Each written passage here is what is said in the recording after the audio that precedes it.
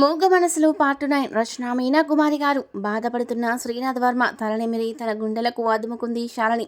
ఎందుకండి అంతలా బాధపడుతున్నారు? మాన్వితకు బాగానే ఉంది కదూ అన్నది శాలిని బాధగా. జరిగిన విషయం చెప్పాడు. దుఃఖం ఆపుకోలేకపోయాడు శ్రీనాథ్ వర్మ.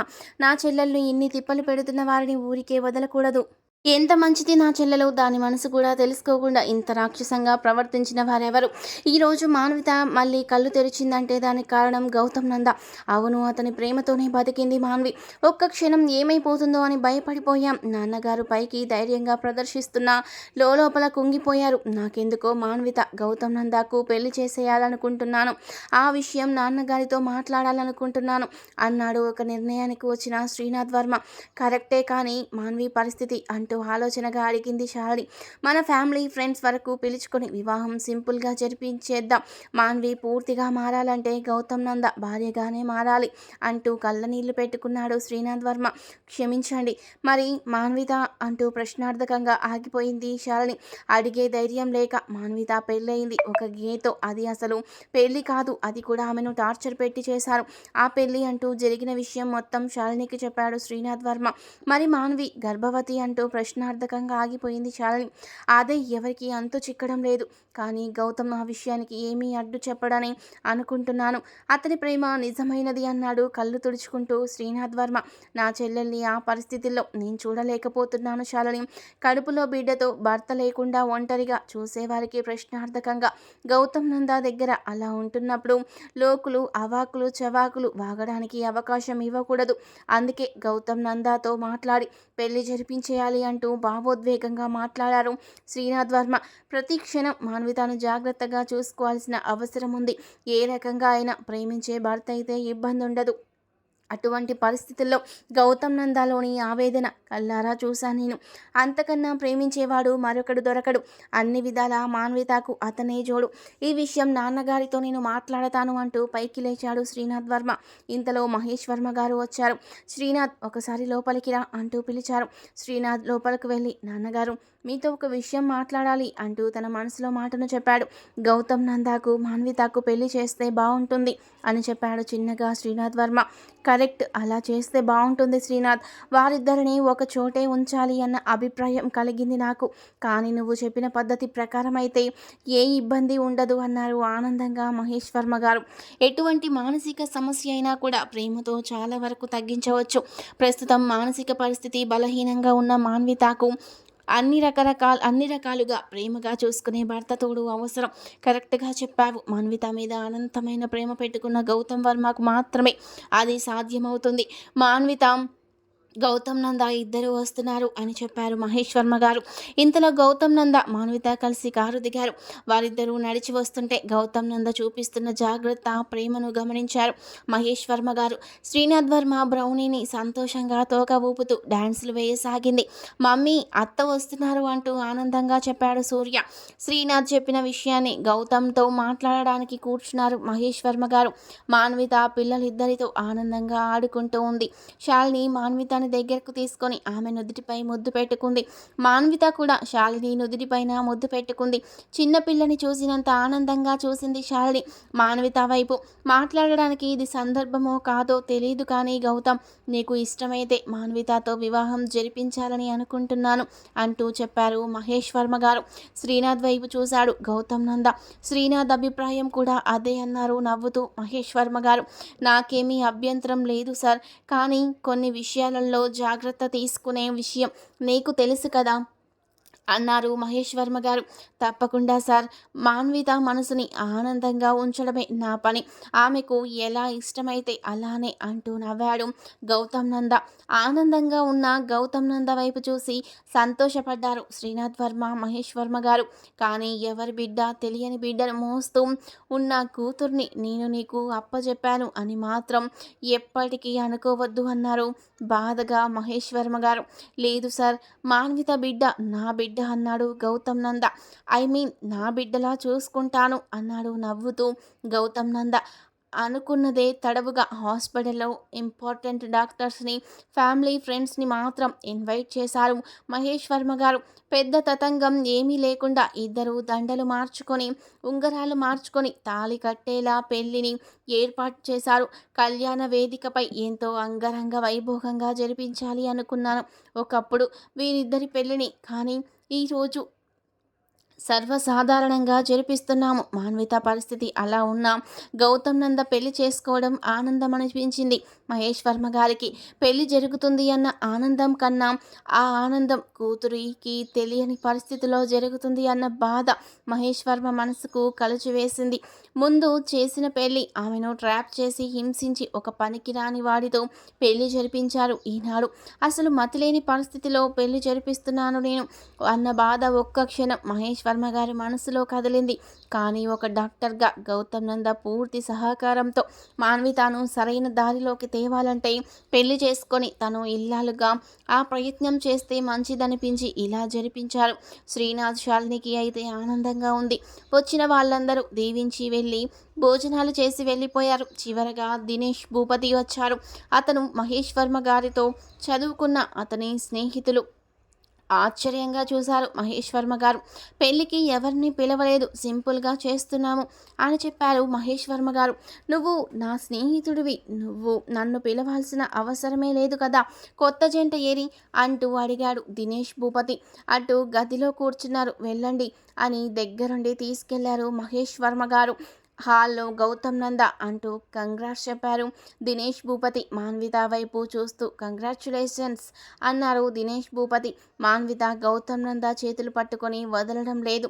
పెళ్లి కార్యక్రమం మొదలుపెట్టిన దగ్గర నుంచి ఆమెకు ఏదో హడావిడిగా అనిపించి భయంతో భర్త చేతిని అలాగే పట్టుకొని ఉంది మాన్విత. ఏం టెన్షన్ పడకు మాన్విత, ఏం లేదు అంటూ మాన్విత తలనిమురుతూ ప్రేమగా చెబుతున్నాడు గౌతమ్ నంద. మాన్వితను దీవించడానికి అక్షింతలు వేస్తున్న దినేష్ భూపతి ముఖంలో ఏవో తెలియని భావాలు కనిపించాయి గౌతమ్ నందాకు. వీడియో చూసే ముందు ప్లీజ్ అండి వీడియోకి తప్పకుండా ఒక లైక్ చేయండి ప్లీజ్. నమస్తే సార్ అంటూ ఆయనకు నమస్కరించాడు గౌతమ్ నంద. నమస్తే నమస్తే అంటూ ఒక రకమైన వెటకారపు చూపుతూ చూసినట్లు అనిపించింది గౌతమ్ నందాకు. మహేష్ వర్మ గారు చెబుతూ, ఇద్దరం కలిసి చదువుకున్నాం గౌతమ్, తను కూడా ఢిల్లీలో గొప్ప మానసిక వైద్యులు అంటూ గొప్పగా చెప్పారు మహేష్ వర్మ గారు. అవును అంటూ స్నేహితులిద్దరూ షేక్ హ్యాండ్స్ ఇచ్చుకున్నారు. మీరు బాగుండాలి అంటూ గౌతమ్ నంద జంటను దీవిస్తూ వెళ్ళిపోయారు ఆయన భోజనం చేసి. తర్వాత వెంటనే మాన్వితను లోపలికి తీసుకువెళ్ళాడు గౌతమ్ నంద. మాన్విత ఇక అక్కడ ఉండలేక ఒక రకంగా ఫీల్ అవ్వడం గమనించాడు మహేష్ వర్మ గారు. కూడా మిగిలిన కార్యక్రమాలు చూసుకొని వచ్చిన కొద్దిపాటి జనాన్ని పంపించేశారు. పెళ్లి తతంగం అంతా తన ఇంట్లోనే జరిపించారు. శాలిని శ్రీనాథ్ వచ్చిన వారికి మంచి చెడ్డ చూశారు. అత్తకు పెళ్ళయింది అంటూ నవ్వాడు సూర్య. నిన్ను ఏమని పిలవాలి అన్నది ఆద్య. గౌతమ్ నందాను మామయ్య అని పిలువు ఆద్య అంటూ నవ్వాడు గౌతమ్ నంద. అంకులని పిలవకూడదా అన్నది ఆద్య. లేదు మామయ్య అని పిలువు, నాకు చాలా ఆనందం, అప్పుడే నీకు నేను వచ్చినప్పుడల్లా చాక్లెట్ ఇస్తాను అన్నాడు గౌతమ్ నంద నవ్వుతూ. పిల్లల సందడిగా మాట్లాడుతూ ఉన్నారు. మాన్వితలో ఏదో డిస్టర్బెన్స్ కనిపిస్తూ ఉంది. మాన్విత అంటూ ప్రేమగా పిలిచాడు గౌతమ్ నంద. నన్ను విడిచి ఎక్కడికి వెళ్ళొద్దు అంటూ గౌతమ్ నంద చేతులు పట్టుకొని వదలలేదు మాన్విత. సరే ఫ్రూట్ జ్యూస్ తాగు ముందు అంటూ జ్యూస్ తాగించాడు. ఆ తర్వాత కాస్త అన్నం తినిపించాడు. అవన్నీ చూస్తున్న సూర్య నవ్వేశాడు. అన్నీ నువ్వు చేస్తున్నావేమిటి, డాడీకి మమ్మీ చేస్తుంది కదా, అత్తకు నువ్వు చేస్తున్నావేమిటి అంటూ నవ్వాడు. నీకు చాక్లెట్లు ఇవ్వాలంటే నేను అలాగే చేయాలట చెప్పింది మీ అత్త అంటూ నవ్వేశాడు గౌతమ్ నంద. అత్త చాలా బాగుంది కదూ అన్నది ఆద్య నవ్వుతూ. ఖరీదైన గాగ్రాలు చాలా అందంగా మెరిసిపోతుంది మాన్విత. అది వేసుకొని కనబడగానే గౌతమ్ నందాకి ఎంతో ఆనందం కలిగింది. మాట్లాడకుండా ఉన్న మాన్వితను అలా చూస్తుంటే నిజంగా మాన్వితకు ఆరోగ్యం మెరుగైనట్లుగా భావించుకున్నాడు కాసేపు. అన్నయ్య నాకు ఇలాంటి గాగ్రా కావాలన్నది ఆద్య. నీకు పెళ్లి చేస్తే అప్పుడు కుట్టిస్తారు డాడీ అన్నాడు సూర్య. వాళ్ళ మాటలకు నవ్వొచ్చింది. పసిపిల్లల రూపాలు దేవుడి ముందు దీపాలనుకున్నాడు గౌతమ్ నంద. మాన్విత గాగ్రా కంఫర్ట్గా లేదని తీసేయమని గోడ చేస్తుంది. పిల్లలను బయటికి పంపి మాన్వితకు చిన్నగా గాగ్రాను తీశాడు గౌతమ్ నంద. లోపలి దుస్తులను కూడా తీస్తున్న మాన్వి తను వారించాడు గౌతమ్ నంద. వద్దు అంటూ మెత్తగా ఉన్న ఒక నైటీ తీసి తొడిగాడు. కాసేపు పడుకో అంటూ ఆమెను పడుకోబెట్టి ఏసీ AC-22లో పెట్టి ఉంచాడు. మాన్విత తల నిమురుతూ ఉండగా ఆమె నిద్రపోయింది. చిన్నగా డోర్ తీసుకొని బయటకొచ్చాడు గౌతమ్ నంద. సిస్టర్ కాసేపు చూడండి అని చెప్పాడు నందినికి. ప్రశాంతంగా నిద్రపోతూ ఉన్న మాన్వితను చూసి హాల్లోకి వెళ్ళాడు గౌతమ్ నంద. అతడికి డిన్నర్ రెడీ చేశారు మహేష్ వర్మ గారు. శ్రీనాథ్ వర్మ గౌతమ్ నంద కూర్చొని కాసేపు సంతోషంగా భోజనం చేశారు. గౌతమ్ నంద, ఇంత చిన్న వయసులో నీలో ఆ ఓర్పు నేర్పు ఎలా వచ్చాయని ఆశ్చర్యంగా ఉంటుంది నాకు అన్నారు మహేష్ వర్మ గారు. మీ నుండే నేర్చుకున్నాను సార్ అంటూ నవ్వేశాడు గౌతమ్ నంద. తండ్రి అడిగిన ప్రశ్న శ్రీనాథ్ కూడా అనుకున్నాడు సంతోషంగా మనసులో. గౌతమ్ నంద రియల్ హీరో అనుకున్నాడు శ్రీనాథ్ వర్మ. పెళ్లి విశేషాలన్నీ మాట్లాడుకున్నాక మహేష్ వర్మ గారితో దినేష్ భూపతి గారి గురించి నాకు కొంచెం చెప్తారా, అసలు పెద్దగా తెలియదు అన్నాడు నవ్వుతూ గౌతమ్ నంద. గౌతమ్ ఊరికే ఏ ప్రశ్న అడగడు, ఏదో కారణం ఉంది అనుకొని తండ్రి వైపు గౌతమ్ వైపు చూశాడు శ్రీనాథ్ వర్మ. కాసేపు మౌనంగా ఉన్నారు మహేష్ వర్మ గారు. గౌతమ్ నంద వైపు చూసి, ఏంటి గౌతమ్ ఏదో డిస్టర్బ్గా కనిపిస్తున్నారు అని అడిగారు. ఏం లేదు సార్, నాకు చెప్పండి, ఏదో కుతూహలం, పెద్దల గురించి తెలుసుకోవాలని అన్నాడు నవ్వుతూ గౌతమ్. దినేష్ భూపతి ఇంటర్ తరగతి నుంచి నాకు ఫ్రెండ్. చాలా ఉన్నత కుటుంబంలో పుట్టి పెరిగాడు. ఢిల్లీలో వాళ్లకు చాలా ఆస్తులున్నాయంటారు. నాకు డొనేషన్ లేకుండా MBBS సీట్ వచ్చింది. అతను డొనేషన్ కట్టి చేరాడు. నాతో స్నేహంగా ఉంటూ చదువు విషయాలు మాట్లాడుతుండేవాడు. చాలా మంచివాడు అనిపిస్తుంది. కానీ నాకు MBBSలో గోల్డ్ మెడల్ వచ్చినప్పుడు అతని ముఖంలో ఈర్ష్య చూశాను. ఆ తర్వాత గవర్నమెంట్ వాళ్ళు ఇతర దేశాలకు పంపి స్పెషల్గా నాతో కోర్స్ చేయించారు. వారే తనకు ఇంట్రెస్ట్ ఉన్న సబ్జెక్టు తీసుకోవచ్చు. కానీ దినేష్ భూపతి కూడా అక్కడికి వచ్చాడు. అతను కాస్త మొండి స్వభావం.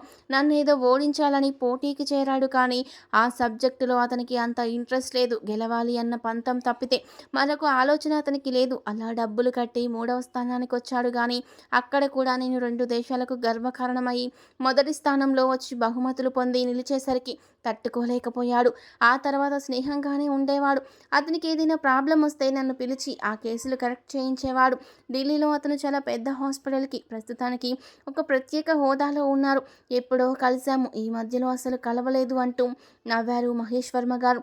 ఎందుకు అంత శ్రద్ధగా అతని గురించి అడిగావు? నీ కళ్ళల్లో నాకేదో అర్థం కనిపిస్తుంది అంటూ నవ్వారు మహేష్ వర్మ గారు. మీరే చెప్పారు కదా సార్, పెద్ద పెద్ద వాళ్ళ గురించి తెలుసుకోవడం చాలా మంచి విషయమని, అంతకు మించి ఏమీ లేదు అని నవ్వుతూ గుడ్ నైట్ చెప్పి లోపలికి వెళ్ళిపోయాడు గౌతమ్ నంద. గౌతమ్ వెళ్ళిపోయాక గౌతమ్ గురించి ఎంతో గొప్పగా మాట్లాడుకున్నారు తండ్రి కొడుకులు. గౌతమ్కి ఎందుకు కలిగిందో అంత ఇంట్రెస్ట్ భూపతి గారిపై అన్నాడు శ్రీనాథ్ వర్మ. ఇంట్రెస్ట్ కాదు, దేని గురించో ఆలోచిస్తున్నారు గౌతమ్ అని మనసులో అనుకుని తను కూడా పైకి లేచి వెళ్లారు మహేష్ వర్మ గారు. ఆ రోజు భార్యతో ఎంతో సంతోషంగా మాట్లాడుతున్నాడు శ్రీనాథ్ వర్మ. ఇన్నాళ్ళ తర్వాత మళ్ళీ మీరు ఇంత సంతోషంగా ఉండడం ఈ రోజే చూస్తున్నానండి అంటూ మురిసిపోయింది శాలిని. నా చెల్లెల జీవితం ఒక మంచి మలుపు తిరిగింది. గౌతమ్ సహచర్యంలో మాన్విత మామూలు మనిషి అవుతుందని, పిల్ల పాపలతో ఆనందంగా ఉంటుందని అనుకుంటున్నాను అంటూ ఆనందంగా చెప్పాడు శ్రీనాథ్ వర్మ. కానీ ఆమె కడుపులో పెరుగుతున్న బిడ్డ సంగతి ఏమిటో అన్న విషయం మాత్రం ఎలా తెలుస్తుందో కూడా అర్థం కావడం లేదు. ఇటువంటి పరిస్థితి నా చెల్లెలకు తెచ్చిందెవరైనా సరే వారిని బతకనివ్వకూడదు అన్నంత కోపం వస్తుంది నాకు అన్నాడు శ్రీనాథ్ వర్మ. ఇప్పుడు జరిగిన ఆ విశేషం మనం అనుకున్నది కాదు, భగవంతుడు సంకల్పం. అలానే ఆ సమస్య కూడా మంచిగానే తీరుతుంది అనిపిస్తుంది అన్నది శాలిని. నిజంగా అలా జరిగితే ఇంకా ఆనందం శాలిని. కానీ గౌతమ్ లాంటి ఒక వ్యక్తి మన ఇంట్లో ఒక నెంబర్ అవ్వడం మన అదృష్టం అన్నాడు శ్రీనాథ్ వర్మ సంతోషంగా. అలా భార్యాభర్తలిద్దరూ కాసేపు మనస్ఫూర్తిగా మాట్లాడుకొని నిద్రలోకి జారుకున్నారు. తన రూమ్ లోపలికి వెళ్లారు మహేష్ వర్మ గారు. గౌతమ్ ఆలోచన ఏమిటో గౌతమ్ ఊరికే ప్రశ్నించలేదు భూపతి గురించి. అతని గురించి అడిగేటప్పుడు గౌతమ్ కళ్ళల్లో ఏదో తెలియని సందేహం, కోపం గమనించాను అని అనుకుంటూ మహేష్ వర్మ గారు ఆలోచనలో పడ్డారు. రూమ్ లోపలికి వచ్చిన గౌతమ్ ల్యాప్టాప్ ఓపెన్ చేసి దినేష్ భూపతి గురించి కొన్ని వివరాలు బుక్లో రాసుకున్నాడు. అతని ఫ్రెండ్స్ సర్కిల్ గమనించాడు. దినేష్ భూపతి ఆ మధ్యకాలంలో అమెరికా వెళ్ళినప్పుడు ఆయనకు విషెస్ చెప్పిన వారి పేర్లు కొన్ని చూశాడు. భూపతికి ఒక కూతురు ఒక కొడుకు, వాళ్ళ గురించి వివరాలు చూద్దాం అనుకునే లోపు ఇంతలో గౌతమ్ నందాకు ఫోన్ వచ్చింది. సార్, మీరు చెప్పినట్లే ఆ రోజు ఇంటికి వచ్చిన వాళ్ళ గురించి వివరాలు తెలిసాయి. అవన్నీ ఫైల్ చేసి మీకు పంపుతున్నాను చూడండి అని చెప్పి ఫోన్ పెట్టేశాడు. గౌతమ్ నంద వారి గురించి అన్నీ తెలుసుకున్నాడు. వారు చెన్నైలో ఉండేవాళ్ళు. మురళికి ఏమి సంబంధించిన వారు కాదు. పైగా వసుంధర వేషంలో వచ్చింది ఒక అబ్బాయి, అబ్బాయిల వేషంలో వచ్చింది ఒక అమ్మాయి, మరొకడు అబ్బాయి, తన మీదకు ఎదురు తిరిగింది అబ్బాయి. వారి వివరాలు అన్నీ మొత్తం డీటెయిల్స్తో సహా తెలుసుకుని ఇచ్చాడు మధు. మధు పోలీస్ ట్రైనింగ్ తీసుకున్నాడు. జాబ్ కోసం ట్రైనింగ్లో ఉన్నాడు. ఇంట్రెస్ట్ ఉన్నవాడు, మొత్తానికి కేసు ఇది అని కనిపెట్టేశాడు. వారు పంపిన ఫోటోలు, వాచ్మెన్ ఇచ్చిన పేపర్లో ఫోటోలు ఒకటే అయితే వీరితో మొదలు పెట్టాలి అసలు కథ అనుకున్నాడు గౌతమ్ నంద. మాన్విత వైపు చూశాడు. నందిని గౌతమ్ నంద వర్క్ అవ్వడమే. మాన్వితకు రాత్రి మెలకు వస్తే ఇవ్వాల్సిన టాబ్లెట్స్ జ్యూస్ తీసి అక్కడ రెడీగా పెట్టి వెళ్ళింది. పక్కనే ఆనుకొని ఉన్న చిన్న రూమ్లోకి వెళ్ళి రెస్ట్ తీసుకోవడానికి మాన్విత పక్కన కాసేపు అలా నడుము వాల్చాడు గౌతమ్ నంద. మాన్వితకు మెలకు వచ్చింది. ఆమె పొడగాటి కురులు స్టైల్గా వేయడం వలన అందంగా ఊడిపోయి ఆమెకు డిస్టర్బెన్స్గా బాధపడుతూ ఉంది. పైకి లేచి గౌతమ్ నంద ఆమె జుట్టు మొత్తం పైకి పెట్టి ముడివేశాడు. నవ్వుతూ చూస్తూ ఉంది మాన్విత. ఆమెకు టాబ్లెట్ వేసి జ్యూస్ ఇచ్చాడు. ఎలా ఉంది మాన్విత అని అడిగాడు గౌతమ్ నంద. మీరు ఇక్కడే పడుకోండి, నాకు బాగుంటుంది అని చెప్పింది మాన్విత. సరే మాన్వి అన్నాడు గౌతమ్ నంద నవ్వుతూ. అలాగే మాన్విత. పక్కనే పడుకున్న గౌతమ్ గుండెలపై చేయి వేసుకుని హాయిగా పడుకుంది మాన్విత. ఆమె తల నిమురుతూనే ఉన్నాడు గౌతమ్ నంద. నీకు సేవ చేసుకుంటూనైనా చక్కగా 100 ఏళ్ళు బతికేయగలను ప్రేమతో, కానీ నీకు దూరమై ఒక్క క్షణం కూడా బతకలేనురా అంటూ మాన్వి నుదుటిపై ముద్దు పెట్టుకున్నాడు గౌతమ్. నీకు కథలు వచ్చా అని అడిగింది మాన్వి. కథలా అంటూ నవ్వాడు గౌతమ్ నంద. సరే చెబుతాను ఉండు అంటూ ఫోన్ ఓపెన్ చేసి చిన్నపిల్లలకు చెప్పే కథ ఒకటి తీసి ఆమెకు చెప్పసాగాడు. చాలా ఇంట్రెస్ట్గా వింటూ ఉంది మాన్విత. మధ్య మధ్యలో భయం వేసినప్పుడు గౌతమ్ చేయి పట్టుకుంటూ ఉంది. పులి ఏమీ చేయదు, ఎందుకంటే ఇది కథ కదా అంటూ నవ్వాడు గౌతమ్. కథ కథ అంటూ నవ్వేసింది మాన్విత. అపురూప సుందరివి, అపురూపంగా గుండెల్లో పెట్టుకుని చూసుకోవాల్సిన నీలాంటి మంచి అమ్మాయికి ఈ గతి పట్టించిందెవరు? పులి ఇక్కడికి వస్తుందా అన్నది మాన్విత భయంగా. మాన్విత చుట్టూ ఉన్న బొమ్మలు తీసి వీటికి ప్రాణం ఉందా, కదులుతాయా అన్నాడు గౌతమ్. లేదు కదలవు అని నవ్వింది మాన్విత.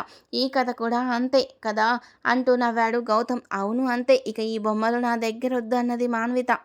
ఎందుకు అని అడిగాడు నవ్వుతూ గౌతమ్. మీరున్నారుగా నా పక్కన అంటూ నవ్వింది మాన్విత. అంటే నేను నీకు బొమ్మనా అన్నాడు గౌతమ్ నంద నవ్వుతూ. కాదు, అందుకే ధైర్యంగా ఉంది, అందుకే నాకు బొమ్మలొద్దు అన్నాను అంటూ నవ్వేసింది మాన్విత. ఇప్పుడు నీకు అంతా బాగుందా అంటూ ఆమె పొట్టపై మృదువుగా నిమిరాడు గౌతమ్ నంద. చాలా బాగుంది, కానీ ఇక్కడే బరువుగా ఉంది, ఎందుకు అలా ఉంది అన్నది మాన్విత తన పొట్టను చూపించి. అందుకే నువ్వు మంచి ఆహారం తీసుకుంటూ చెప్పిన మందులు వేసుకుంటూ ఉంటే చాలా బాగుంటుంది, నీకు ఆరోగ్యం తేలిగ్గా ఉంటుంది అని చెప్పాడు గౌతమ్. ఇటువంటి పరిస్థితి ఎవరికీ రాకూడదు మాన్విత. నీకు పెళ్ళయింది కానీ తెలియదు, కడుపులో ఒక బిడ్డను మోస్తున్నావు కానీ అది కూడా తెలియదు నీకు. ఒక గొప్ప ఇంట్లో పుట్టిన డాక్టర్వి నువ్వు. ప్రెగ్నెంట్ లేడీకి జాగ్రత్తలు చెబుతూ వారి కడుపులో ఉన్న బిడ్డకు మంచి మందులు ఇస్తూ డెలివరీలు చేసే డాక్టర్వి. పిల్లలకు కంటికి రెప్పలా చూసుకునే చైల్డ్ స్పెషలిస్ట్వి. ఇటువంటి ఉచ్చులో చిక్కుకొని ఇలాంటి బాధల్లో ఉంటావని కలలో కూడా ఊహించలేదు నేను అంటూ కళ్ళ నీళ్లు పెట్టుకున్నాడు గౌతమ్. ఏమైంది, నీకు కూడా జ్వరం వచ్చిందా అన్నది మాన్విత గౌతమ్ వైపు చూస్తూ బాధగా. సిస్టర్కి చెప్పు, తడిగుడ్డతో తొడుస్తుంది నీకు, అన్ని జాగ్రత్తలు చెబుతూ ఉంది మాన్విత. నాకంతా బాగానే ఉంది, ఏమీ లేదన్నాడు గౌతమ్. మాన్విత, ఇందాకడ మనకు మ్యారేజ్ అయింది, నీకు తెలిసిందా అన్నాడు గౌతమ్. అవును, నేను చాలా బరువుగా ఉన్న గౌను వేసుకున్నాను, అది తీసేదాకా నాకు చాలా ఇబ్బందిగా అనిపించింది, మళ్ళీ ఆ గౌను వేసుకోను నేను అన్నది బేలగా మొహం పెట్టి మాన్విత. పొరపాటున కూడా వేసుకోవద్దు అంటూ నవ్వాడు గౌతమ్. నువ్వు చాలా మంచివాడివి, ఏదైనా బాగోలేదంటే తొందరగా చూస్తావు, గౌనొద్దు అంటే వెంటనే తీసేశావు అంటూ గౌతమ్ బుగ్గ పట్టుకొని నువ్వు నాకు నచ్చావు అంటూ నవ్వింది మాన్విత. నేను నీకెప్పుడూ నచ్చాను మాన్విత.